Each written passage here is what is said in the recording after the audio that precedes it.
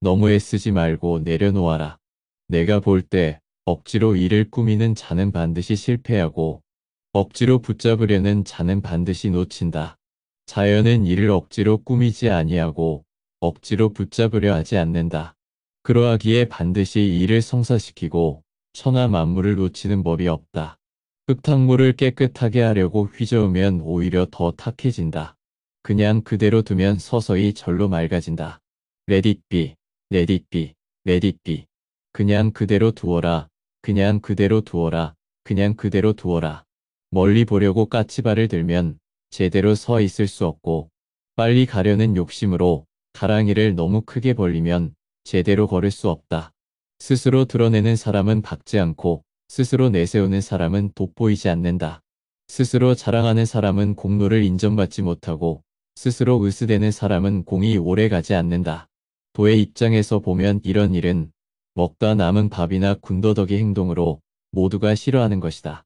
그러므로 도를 깨우친 사람은 이렇게 하지 않는다. 나는 산책자다. 글을 쓰고 강의를 함으로 작가라 부를 수도 있고 강사라 부를 수도 있지만 요즘에 내 일상을 보면 산책자라는 말이 가장 잘 어울리는 것 같다. 세계 고양이의 날이었던 어제는 비가 억수같이 퍼부었다. 최근 몇 년 동안 그렇게 비가 많이 온 적이 없었던 것 같다. 그런 날에도 나는 식물원 산책을 했다. 바람까지 심하게 불어 바깥나들이 하기가 수월치 않은 날씨였지만 그래도 나는 늘 하던 대로 산책하러 나갔다.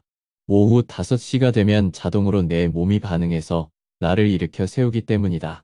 글을 쓰고 강의를 하는 것도 거의 매일 되풀이되는 일상이지만 산책만큼 무의식 속에 자리를 잡지는 못했다. 그러니 작가나 강사는 지금의 내 삶에서 산책자를 대체할 만큼의 우세종은 아니다. 산책하는 동안 나는 모든 것을 내려놓는다. 습관이 되기 전까지는 그 시간이 아까워 뭔가를 생각하고 구상하는 시간으로 활용했는데 요즘은 그렇지 않다. 모든 걸 내려놓고 그냥 걷는다. 터벅터벅 걷다 보면 어느새 식물원을 한 바퀴 돌게 되고 끝 무렵 나의 성소인 호숫가 흔들리자에 앉아 잠시 물멍을 때린다. 그리고 집으로 돌아온다. 산책하는 동안 나는 시간에 구애받지 않는다. 시간은 내 걸음과 함께 흘러가는 자연일 뿐 내가 관리해야 할 그 무엇이 아니기 때문이다. 공간도 마찬가지이다. 산책자인 나에게 공간은 눈앞에서 펼쳐지는 길이고 하늘이고 연못일 뿐 내 의식을 투사해야 할 대상이 아니다. 나는 그저 눈에 보이는 대로 보고 마음에 닿는 대로 담으면 될 뿐이다. 산책하는 동안 내게는 예복이 필요하지 않다. 옷차림의 형식이나 스타일에 얽매이지 않기에 산책하는 시간 나는 무척 자유롭다. 예전 같으면 남들의 시선을 의식하느라 옷도 단정한 걸로 골라 입고 신발도 깨끗한 걸로 골라 신었는데 지금은 그렇지 않다. 그냥 손에 집히는 대로 입고 발에 걸리는 대로 신는다. 산책자인 나에게 자연은 위대한 스승이다. 연꽃은 나에게 겸허함에 대해 가르치고 버드나무는 나에게 유연함을 가르친다. 개수나무와 곽꽃을 보면서 나는 순수한 동심을 배우고 목련과 매화를 보면서 나는 시인이 된다. 시시각각으로 변하는 수련을 볼 때마다 내 머릿속에는 위대한 화가의 이름이 떠오르고 보리수나무 밑을 걸어갈 때면 고행 끝에 득도한 왕족 출신의 인도인이 떠올라 영혼이 저절로 맑아지는 느낌을 받는다. 산책할 때 나는 무소유가 된다. 산책자인 나에게는 돈도 없고 지위도 없고 명예도 없다.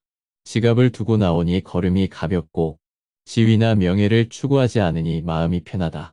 누가 나를 알아보는 사람이 없으니 타인의 시선에서 자유롭고 나를 막아서는 사람이 없으니 거칠 것이 없어 좋다. 요즘의 내 삶은 산책을 빼놓고는 상상조차 할 수 없다. 산책은 나의 모든 것이다. 내가 글을 쓸 수 있게 해주고 자유롭게 숨을 쉴 수 있게 해준다. 그렇기에 산책은 내 존재의 이유이면서 존재 그 자체이다. 산책을 하면서 나는 내 길을 걷고 발견하고 그를 통해 세상과 연결되고 소통한다. 산책이 없으면 나는 죽은 것이나 마찬가지이며 내가 좋아하는 일도 신기루처럼 사라져버릴 것이다. 산책을 할 동안 나는 모든 것을 버린다. 과거의 나를 버리고 욕심을 버리고 집착을 버린다. 그럼으로써 나는 모든 것을 얻는다. 비워진 머릿속에는 새로운 지식들이 채워지고 비워진 마음속에는 새로운 영감들이 채워진다. 아마 내가 집안에만 꼭 박혀 있으면 나는 그저 하루하루 나이만 먹는 노인에 불과할 것이다. 신선한 공기를 쐬지 못해 말라 비틀어가는 식물들처럼 산책이 없다면 나라는 존재는 금세 시들어 버릴 것이다. 산책은 내 삶의 청량제이고 기쁨의 원천이고 내 일을 도와주는 가장 완벽한 조력자이다. 무뎌진 내 감각을 일깨우고 탁해진 내 마음을 깨끗하게 해주기에 산책은 내 마음의 샛별이면서 내 영혼의 청소부이다. 노자는 이렇게 말한다.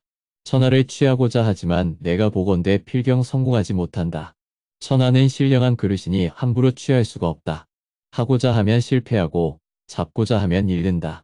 걷지 않는 사람은 죽은 사람이다. 관 속에 누워있다는 것은 더 이상 걸을 수 없음을 뜻한다. 그러므로 길을 걷는다는 것은 생명의 확인이다. 걸음으로써 일상이 생겨나고 그것이 모여 삶을 완성시키므로 삶의 도란 걷기에서 비롯되는 셈이다. 길은 손에 쥘 수 없고 발 아래 놓아야 한다. 길을 내려놓지 않으면 사람이 그 길을 걸을 수 없다.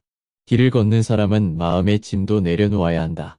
마음속의 짐이 무거우면 발걸음은 천근, 만근이 되고 그렇게 되면 제대로 걸을 수 없게 된다. 집착을 내려놓아야 올바른 도를 걸을 수 있다. 지식은 버리고 지혜는 쌓아야 하는 이유. 나이가 들면서 세상 지식이란 게 크게 쓸모가 없다는 걸 깨닫는다. 지식이 때로는 불필요한 갈등을 일으키는 경우도 있다. 노자는 이렇게 말한다. 학문은 하루하루 더하고 돈은 하루하루 덜어낸다. 덜고 또 덜어 무의의 경지에 이른다. 무의하면 하지 못하는 일이 없게 된다. 천하를 얻으려면 항상 일 없음으로 해야 한다. 인위적으로 일을 꾸미면 천하를 취할 수 없다. 지혜를 채우기 위해서는 자잘한 지식부터 비워야 한다. 그래서 노자는 위도 일손, 돈은 날마다 덜어내는 것이라고 했다. 큰 길 놔두고 새길을 찾지 마라. 나는 선이 굵은 사람을 좋아한다. 내가 생각하는 선이 굵은 사람이란 자잘한 이해관계에 얽매이지 않고 정도를 걷는 사람을 말한다. 정치인이나 기업인, 예술가, 문인, 종교인 등 역사에 이름을 남긴 사람이 많이 있지만 그 중에서도 유독 선이 굵은 사람이 있다. 그들을 보면 늘 존경심이 일어나고 그들이 걸었던 삶의 길을 여러 번 돌아보게 된다. 내가 대부라는 영화를 좋아하는 것도 그 때문이다. 대부는 선이 굵은 작품이고 영화에서 주인공 돈코르레오네 역을 맡았던 말론 브란도는 선이 굵은 배우다. 노자는 이렇게 말한다. 내게 겨자씨만한 작은 지식만 있어도 큰 도를 행하며 이를 널리 베풀고자 성심을 다한다. 큰 도는 지극히 평탄한데 사람들은 새끼를 좋아한다. 조정은 번듯하고 깨끗한데 밭에는 잡초가 무성하고 곳간은 텅 비었다. 이것을 도라 할 수 있는가? 아니, 이건 도가 아니다. 역사의 이름을 남긴 위대한 인물 가운데 선이 굵은 사람을 한 사람만 말하라고 하면 나는 주저하지 않고 김구 선생을 꼽는다. 김구는 새끼를 탐하지 않고 언제나 정도를 걸었다. 나이가 들수록 고든 길을 걸어야 한다. 그 길이 걷기도 편하고 탈도 없다. 자칫 새끼를 탐하다가 인생의 말년을 부끄럽게 만드는 것보다 더 어리석은 일은 없다. 전설적인 가수 프랭크 시나트라가 부른 마이 웨이에 나오는 노랫말처럼 우리는 각자가 자신의 방식대로 자신의 원칙대로 정도를 지키면서 부끄럽지 않게 살아야 한다. 그것이 인생을 아름답게 마무리하는 길이고 노자가 말하는 도를 실천하는 길이다. 이제 마지막 순간이 다가와 인생의 마지막 장을 맞이하게 되었습니다. 나는 내 삶을 내 방식대로 살아왔습니다. 내가 해온 그 모든 일을 생각해보면 부끄럽지 않은 인생이었다고 난 말할 수 있습니다.